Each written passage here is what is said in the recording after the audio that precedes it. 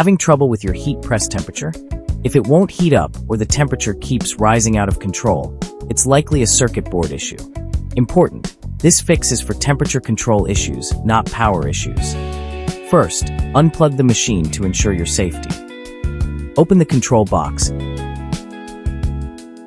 and freeze right here. Take a clear photo of where the sensor and heater wires are plugged in. Disconnect the wires one by one.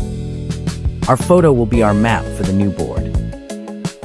Then, unscrew and remove the faulty temperature control board.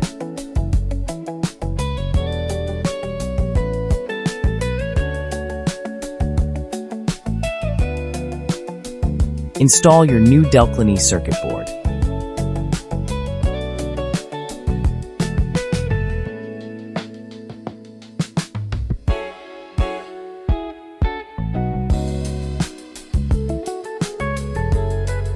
Refer to your photo to ensure the sensor and heater wires are in the right spots.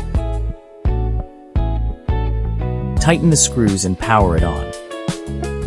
Set your desired temperature.